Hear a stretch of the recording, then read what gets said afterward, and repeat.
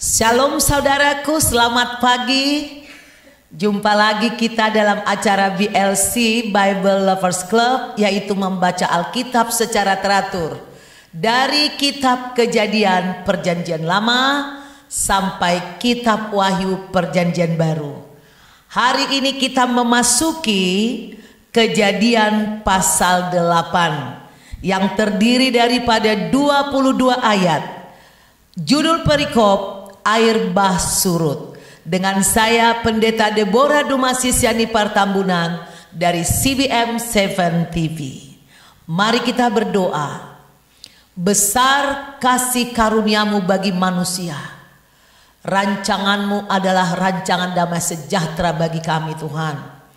Walaupun kami melihat Nuh mengalami aniaya, kesulitan dalam kehidupannya, tetapi karena dia bergaul dengan engkau menyelamatkan dia, istri dan anak dan mantunya.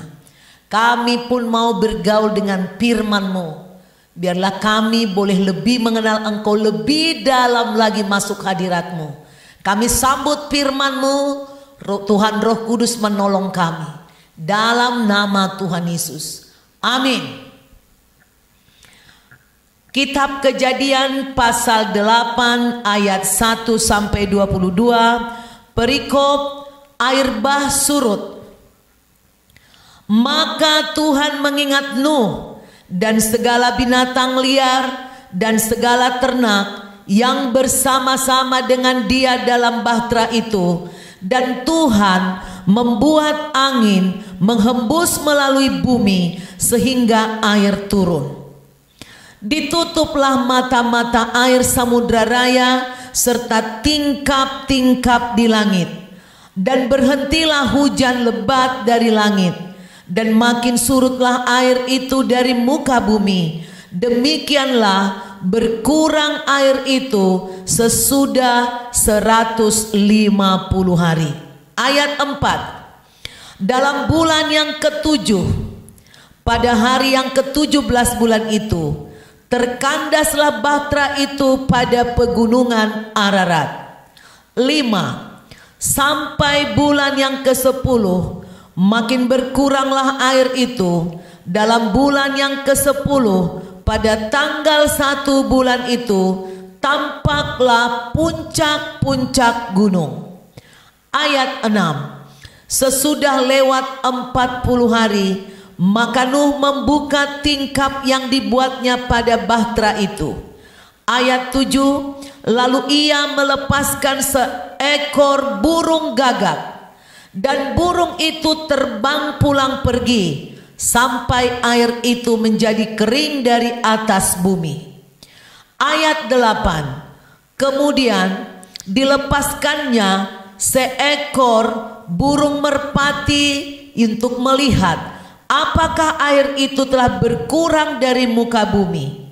Ayat 9. Tetapi burung merpati itu tidak mendapat tempat tumpuan kakinya, dan pulanglah ia kembali mendapatkan Nuh ke dalam bahtera itu, karena di seluruh bumi masih ada air. Lalu Nuh mengulurkan tangannya, ditangkapnya burung itu dan dibawanya masuk ke dalam bahtera. 10. Ia menunggu 7 hari lagi, kemudian dilepaskannya pula burung merpati itu dari bahtera. 11. Menjelang waktu senja, pulanglah burung merpati itu mendapatkan Nuh, dan pada paruhnya dibawanya sehelai daun zaitun yang segar. Dari situlah diketahui Nuh bahwa air itu telah berkurang dari atas bumi. Ayat 12. Selanjutnya ditunggunya pula 7 hari lagi, kemudian dilepaskannya burung merpati itu, tetapi burung itu tidak kembali lagi kepadanya. Ayat 13. Dalam tahun ke-601, dalam bulan pertama, pada tanggal 1 bulan itu, sudahlah kering air itu dari atas bumi. Kemudian Nuh membuka tutup bahtera itu dan melihat-lihat, ternyatalah muka bumi sudah mulai kering. Ayat 14, dalam bulan kedua pada hari yang ke-27 bulan itu bumi telah kering. Lalu berfirmanlah Tuhan kepada Nuh. 16, keluarlah dari bahtera itu, engkau bersama-sama dengan istrimu serta anak-anakmu dan istri anak-anakmu, segala binatang yang bersama-sama dengan engkau, segala yang hidup, burung-burung, hewan dan segala binatang melata yang merayap di bumi, suruhlah keluar bersama-sama dengan engkau, supaya semuanya itu berkeriapan di bumi serta berkembang biak dan bertambah banyak di bumi. Ayat 18, lalu keluarlah Nuh bersama-sama dengan anak-anaknya dan istrinya dan istri anak-anaknya. Ayat 19, segala binatang liar, segala binatang melata dan segala burung, semuanya yang bergerak di bumi, masing-masing menurut jenisnya, keluarlah juga dari bahtera itu. Ayat 20, lalu Nuh mendirikan mezbah bagi Tuhan dari segala binatang yang tidak haram dan dari segala burung yang tidak haram. Diambilnyalah beberapa ekor, lalu ia mempersembahkan korban bakaran di atas mezbah itu. Ayat 21, ketika Tuhan mencium persembahan yang harum itu, berfirmanlah Tuhan dalam hatinya, aku takkan mengutuk bumi ini lagi, karena manusia sekalipun yang ditimbulkan hatinya adalah jahat dari sejak kecilnya, dan aku takkan membinasakan lagi segala yang hidup seperti yang kulakukan. Ayat 22, selama bumi masih ada, takkan berhenti-henti musim menabur dan menuai, dingin dan panas, kemarau dan hujan, siang dan malam. Demikianlah firman Tuhan yang tertulis di kitab Kejadian pasal 8 ayat 1 sampai 22. Saudaraku, kita melihat di ayat 1 bahwa ada perkataan Tuhan mengingat Nuh. Tuhan mengingat Nuh artinya Tuhan tidak melupakan Nuh. Tuhan itu setia, saudaraku. Tuhan tidak bersifat hilaf. Tuhan tidak pelupa. Tuhan pasti mengingat janji-janjinya. Tuhan pasti menggenapi janji-janjinya, walaupun waktu yang kita rasa seperti Tuhan tidak datang. Tuhan juga bukan hanya mengingat Nuh, saudaraku.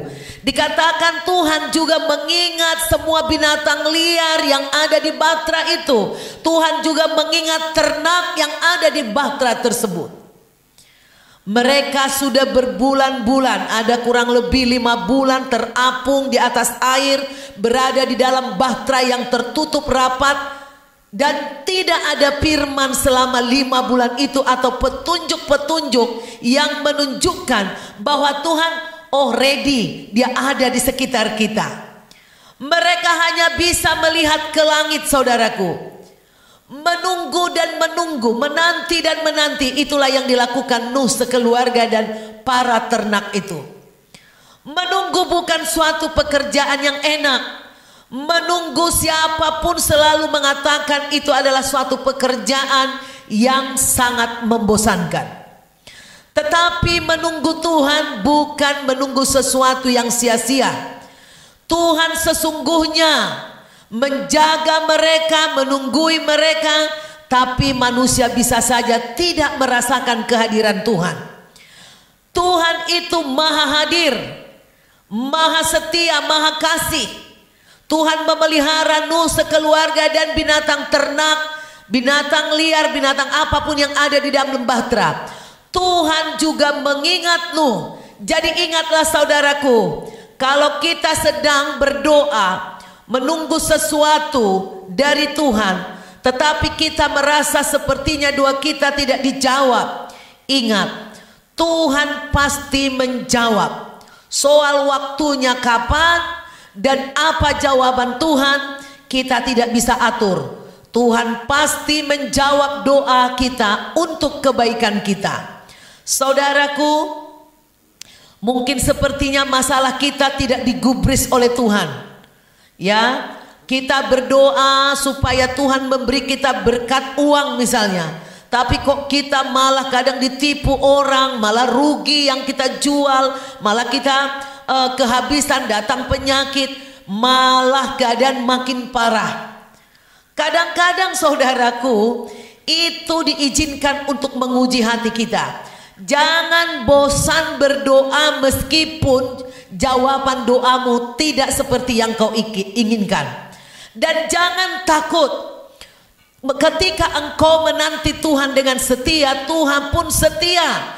Tuhan tetap bekerja meskipun kau tidak setia untuk mendatangkan kebaikan bagimu.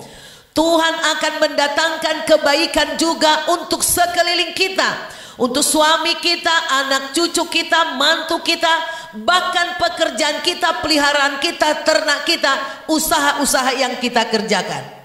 Di Lukas 12 tertulis demikian, ayat 6 dan 7. Bukankah burung pipit dijual seekor 2 duit?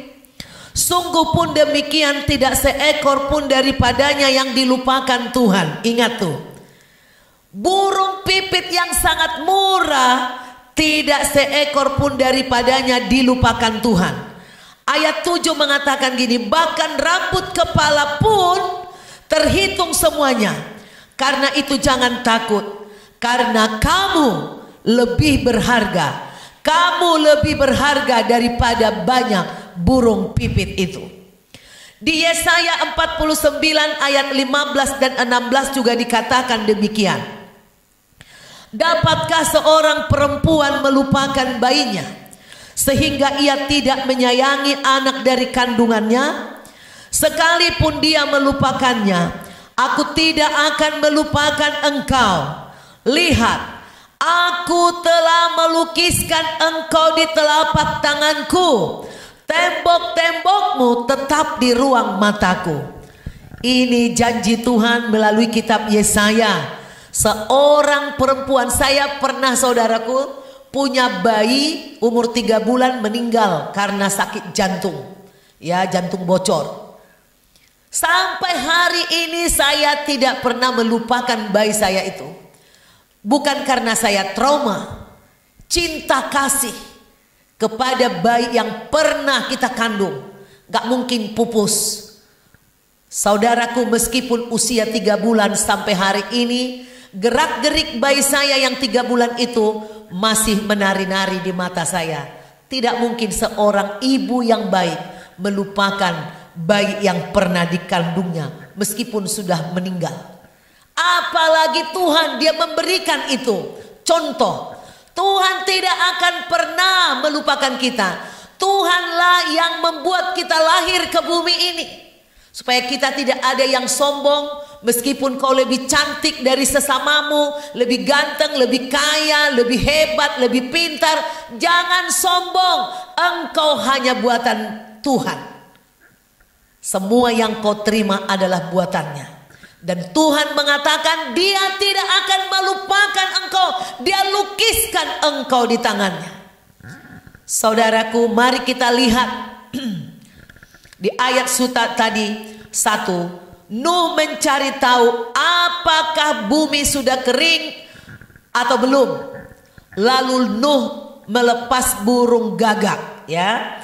Burung gagak adalah pemakan daging. Mungkin kalau burung gagak dikeluarkan ada bangkai-bangkai, dia pasti membawa ke sarangnya.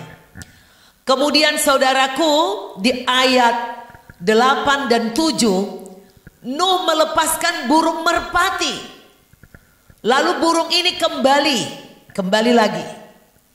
Di Kejadian 8 ayat 12, Nuh kembali melepas merpati, tapi burung ini tidak kembali lagi. Jadi jelas buat Nuh berarti bumi atau setidaknya sebagian bumi sudah ada yang kering karena merpati tidak kembali lagi.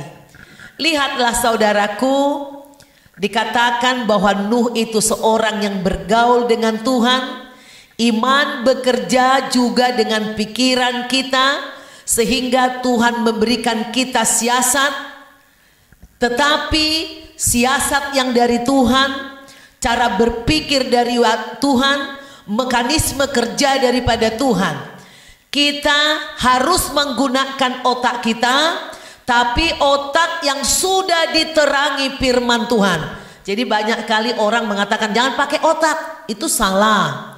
Yang benar adalah kita harus memakai otak kita, tapi otak kita harus disucikan firman Tuhan, harus diselaraskan dengan firman Tuhan. Maka Tuhan akan memberikan pikiran yang cerdas, pengetahuan yang hebat, siasat yang dahsyat di dalam bekerja, di dalam berbisnis, di dalam berorganisasi, di dalam mengatur banyak hal dalam kehidupan. Di Amsal 3 ayat 5 sampai 7 dikatakan, percayalah kepada Tuhan dengan segenap hatimu dan janganlah bersandar kepada pengertianmu sendiri. Akuilah Dia dalam segala lakumu, maka Ia akan meluruskan jalanmu.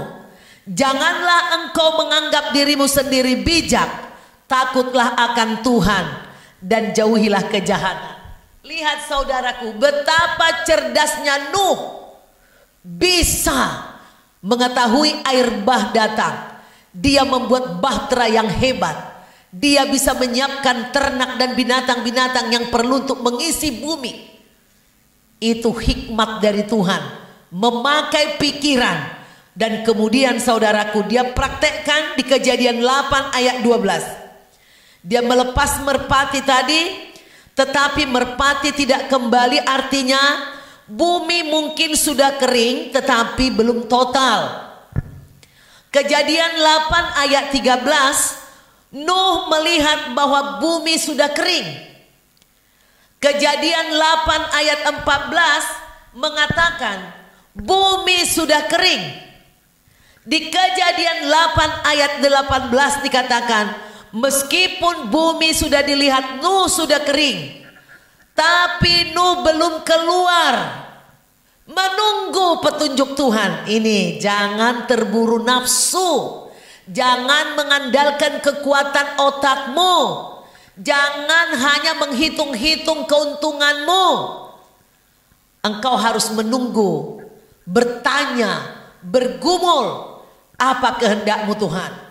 7 hari kemudian saudaraku, di ayat 15 ya, Tuhan memberikan perintah kepada Nuh supaya keluar bersama istri dan anak-anaknya.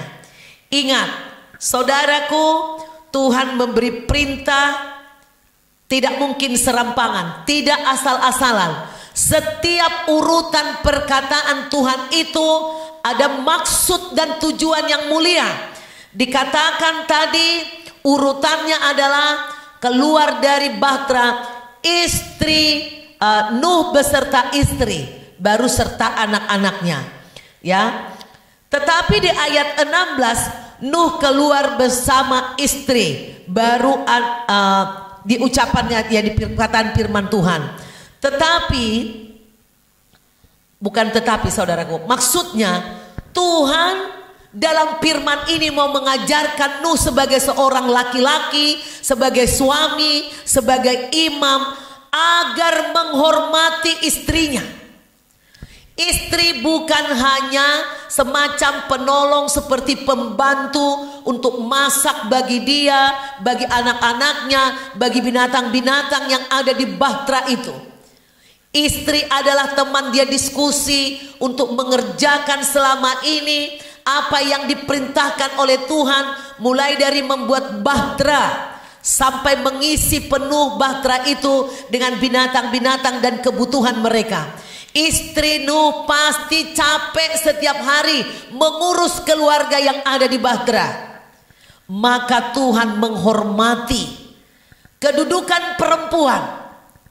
Oleh karena itu para suami melalui ayat ini, hormatilah istrimu, ya, supaya engkau diberkati Tuhan.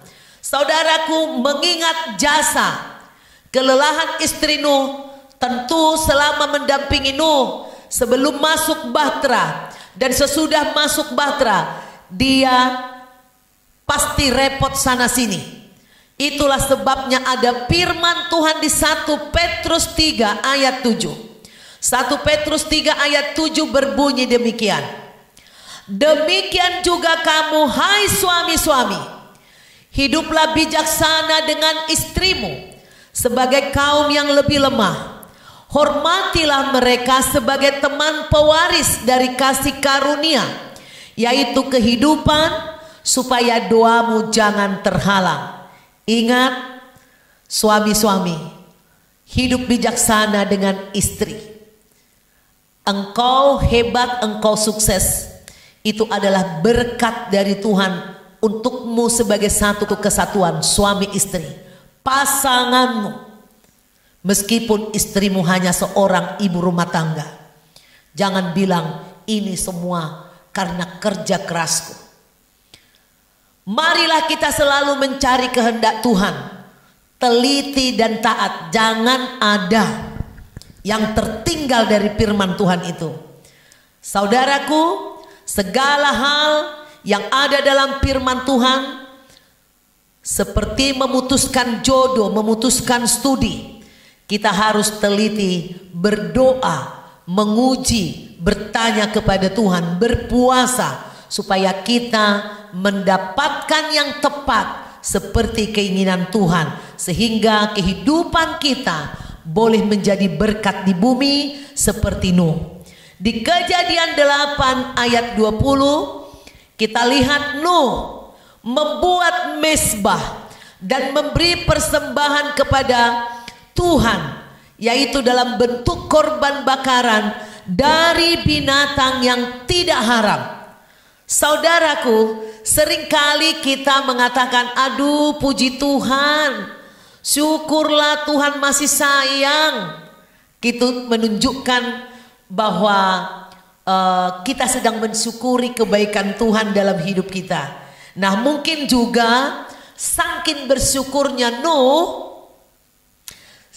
Nuh melakukan persembahan dengan membakar korban-korban yang tidak haram. Adanya perkataan dari segala binatang yang tidak haram menunjukkan bahwa Tuhan tidak asal terima korban persembahan dari manusia. Kita juga udah lihat persembahan Kain tidak diterima, persembahan Habil diterima. Tuhan tidak mau kita melakukan persembahan yang seadanya atau asal-asalan, saudaraku. Jadi berhati-hatilah dalam memberi persembahan, berdoalah dengan hormat, serahkanlah dengan cara yang mulia, cara yang hormat kepada Tuhan, hormat yang tinggi, meski itu melalui pendeta atau petugas gereja. Ucapan syukur tidak boleh hanya di bibir saja, tapi harus ada wujud dari rasa syukur itu, ada tanda syukur.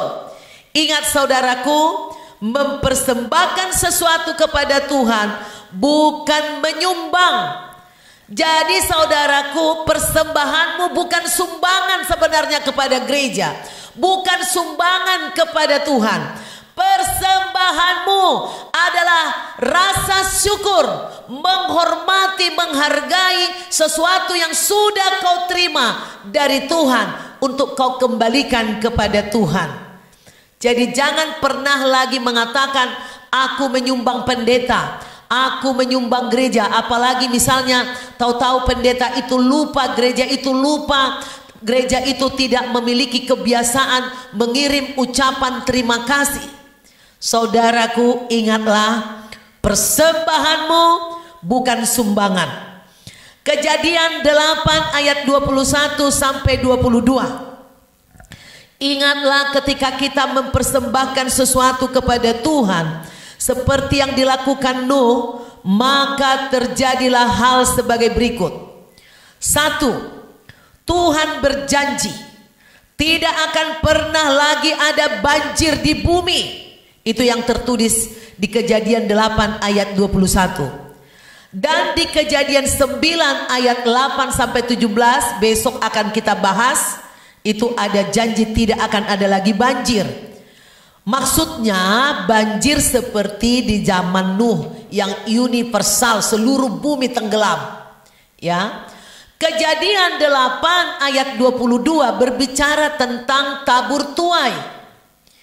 Dikatakan selama bumi masih ada, takkan berhenti-henti musim menabur dan menuai. Dingin dan panas, kemarau dan hujan, siang dan malam. Karena kejahatan manusia, saudaraku, maka manusia dimusnahkan dari bumi. Akan tetapi keluarga Nuh diselamatkan karena Nuh berlaku benar dan tidak bercela dalam kehidupannya. Meski dia hidup di tengah-tengah orang yang rusak lakunya, Nuh bisa tetap bertahan hidup tanpa celah. Ini menjadi satu contoh buat kita. Jangan suka ikut-ikutan dunia. Meski orang dunia lebih banyak jumlahnya, mungkin kita hanya sendiri seperti Nuh. Menurut sejarah yang saya baca di zaman Nuh, jumlah manusia itu miliaran. Sama seperti keadaan kita sekarang. Tapi mereka semua dimusnahkan karena tidak ada roh Tuhan lagi dalam hidup mereka. Tetapi Nuh orang benar yang tidak bercela, tertulis di Kejadian 6 ayat 9, dia bergaul dengan Tuhan. Maka janji Tuhan kepada Nuh, tabur tuai tidak akan pernah berhenti. Saudaraku, tabur tuai bukan saja bicara menabur benih tanam-tanaman, bukan hanya beternak, menanam kacang-kacangan, padi-padian, biji-bijian yang butuh di bumi, bukan. Tapi tabur tuai juga bisa dalam segala hal, termasuk berbuat baik, berbuat suci, berbuat benar, memberi dalam segala hal. Kita juga itu tabur tuai di dunia ini. Jadi saudaraku, taburlah tanam-tanaman yang bisa kau tanam. Taburlah juga kebaikan dalam hidupmu. Taburlah kebenaran. Taburlah hal yang suci melalui doa, melalui deklarasi, perbuatan, supaya kita bisa menuai kebaikan, menuai buah daripada apa yang kita tanam, menuai kebenaran. Taburlah kasih, taburlah firman keselamatan, supaya kita bisa menuai hasilnya, saudaraku. Amsal 22 ayat 8 mengatakan, orang yang menabur kecurangan akan menuai bencana dan kebinasaan. Tetapi jika kita menabur kebaikan dan kebenaran, maka kita akan menuai hidup yang kekal. Menabur itu bukan hanya kepada Tuhan. Menabur kebaikan itu juga untuk sesama.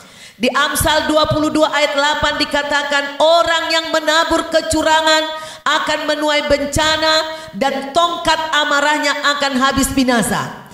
Matius 7 ayat 22 mengatakan, pada hari terakhir banyak orang akan berseru-seru kepadaku, Tuhan, Tuhan, bukankah kami bernubuat demi namamu dan mengusir setan demi namamu dan mengadakan mujizat demi namamu juga?